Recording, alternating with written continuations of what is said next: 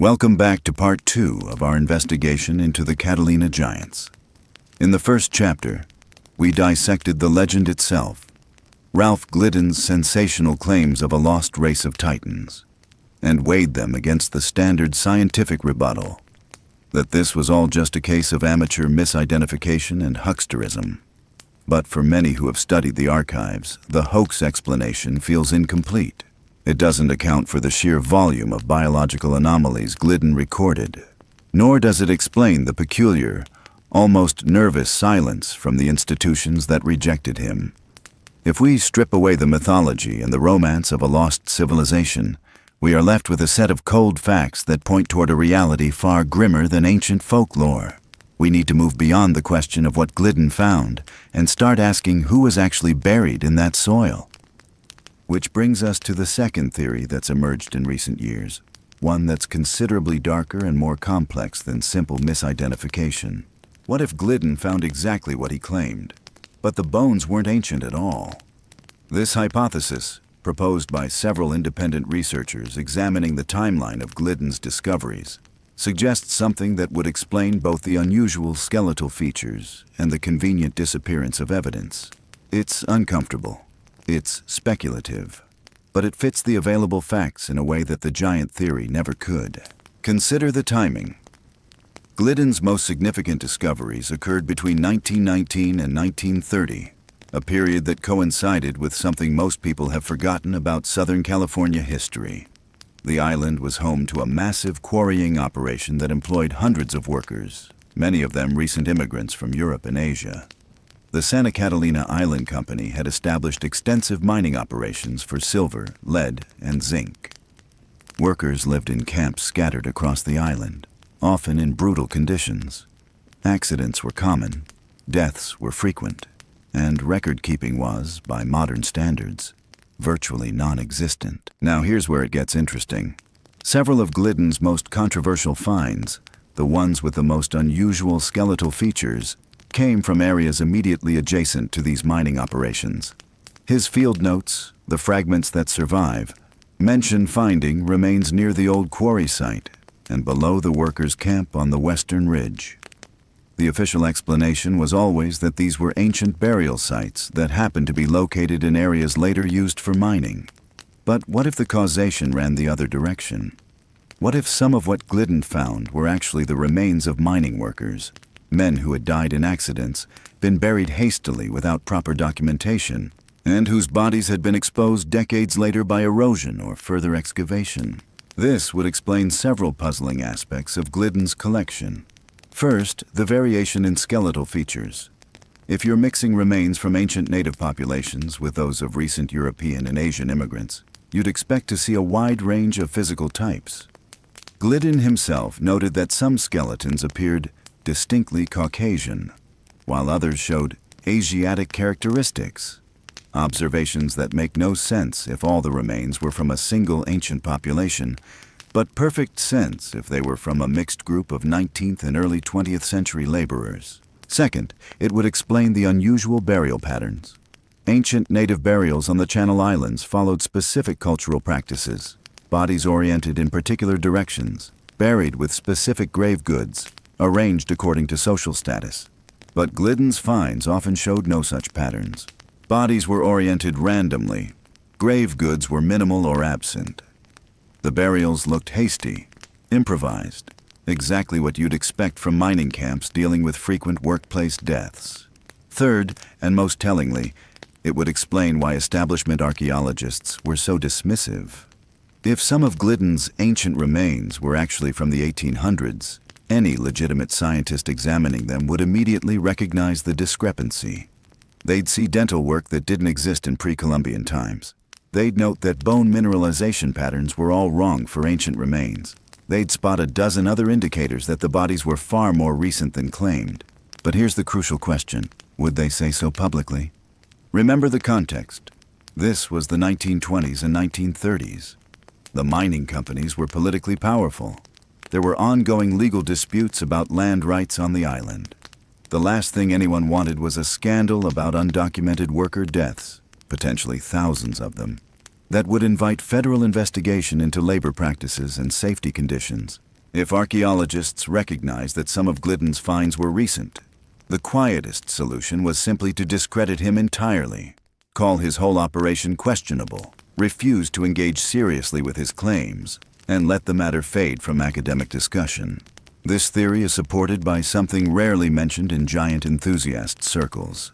Glidden himself seemed confused about his own findings. In his later writings, he expressed frustration that different experts gave him wildly contradictory assessments of the same skeletons. One would declare a skull obviously ancient. Another would insist it was relatively modern. Glidden interpreted this as evidence of a cover-up. But there's another explanation. He was showing them a mixed collection, some genuinely ancient, some shockingly recent, and the experts were too politically constrained to explain the full truth. Does this mean there were no unusual ancient remains? Not at all. The evidence suggests Glidden did find genuine archaeological material. The Catalina population was real, was distinct, and did show interesting skeletal variations. But his collection was contaminated. He was excavating in areas that had been disturbed by mining operations, where ancient burial sites had been mixed with more recent informal burials of workers. He lacked the training to distinguish between them, and the institutional response, rather than helping him sort it out, was to dismiss everything he'd found. The real scandal wasn't giants. It was the possibility that dozens, maybe hundreds, of immigrant workers had died in dangerous conditions, been buried without proper documentation, and then been literally erased from history when their remains were mixed with ancient bones and dismissed as fraudulent.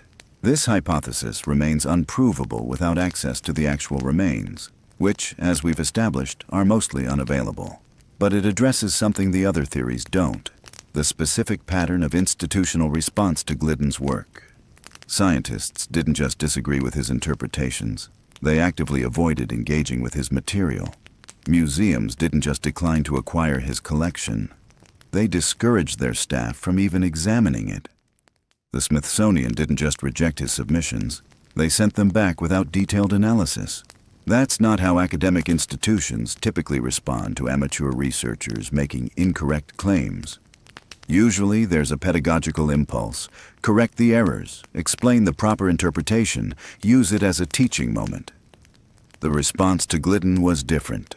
It was evasive, almost nervous, and that evasiveness has fueled decades of conspiracy theories that probably wouldn't exist if someone had simply explained, in detail, what Glidden had actually found and why it wasn't what he thought it was. Which brings us to a meta-question about the entire Giants controversy. Why does this particular mystery have such staying power? Part of it is the romance of lost civilizations.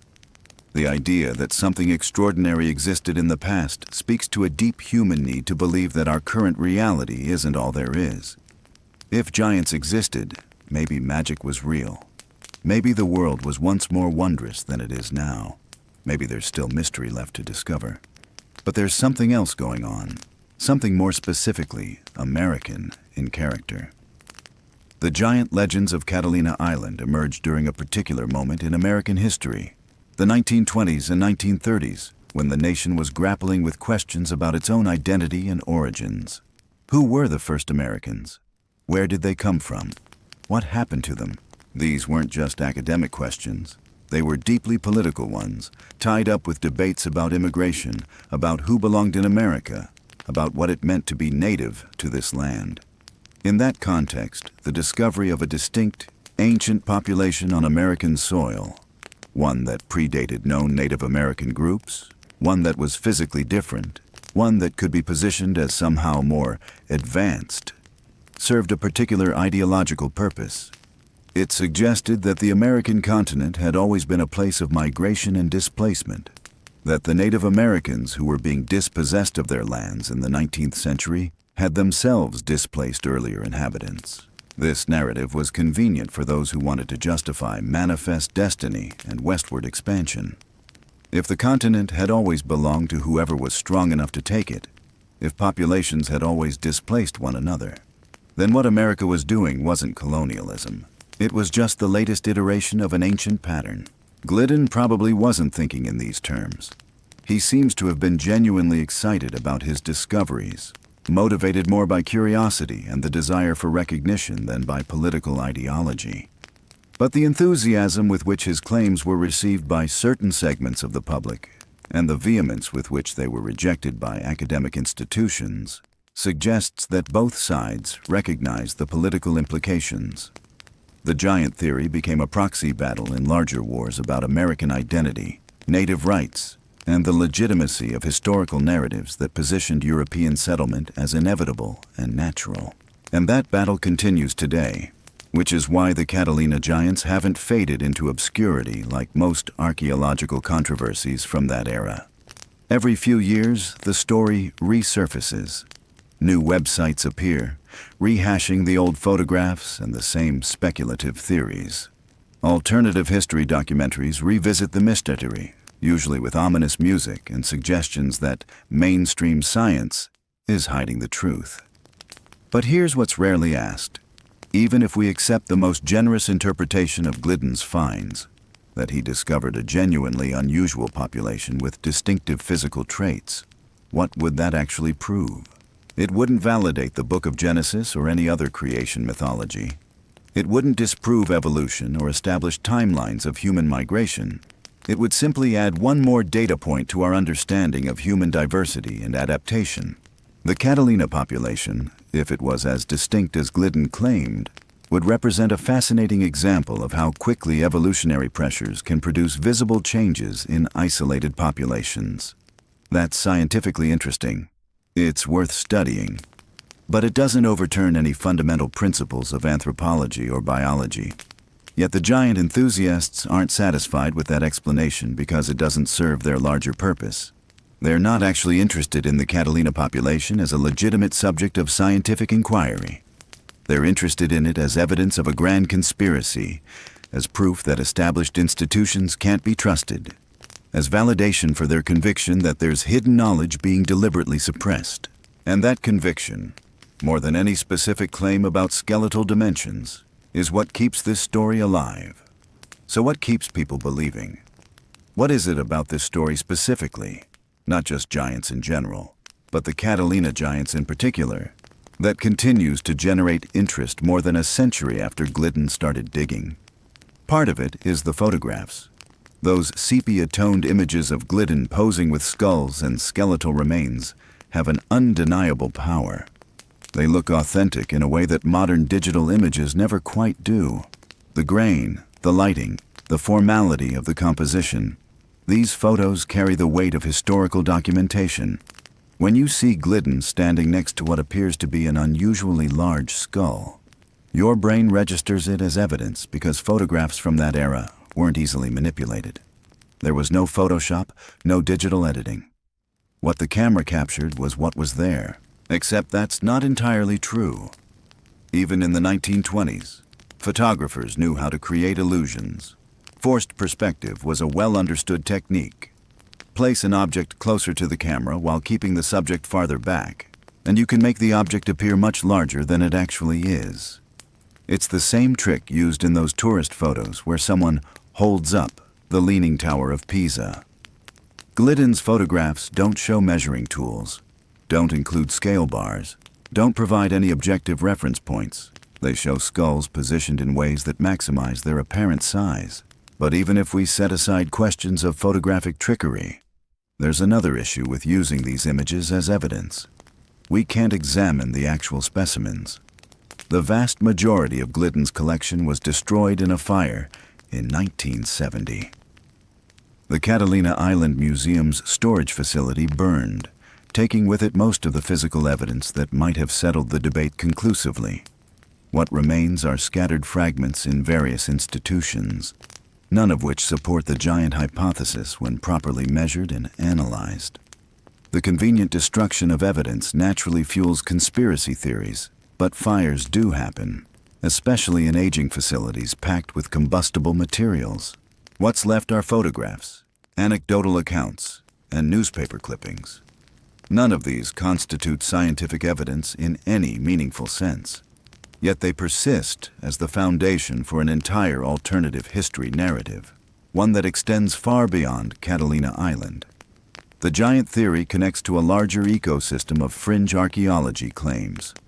Once you accept that mainstream science is hiding or misinterpreting evidence of giants, you're primed to accept similar claims about lost civilizations, ancient advanced technologies, and prehistoric contact between distant cultures.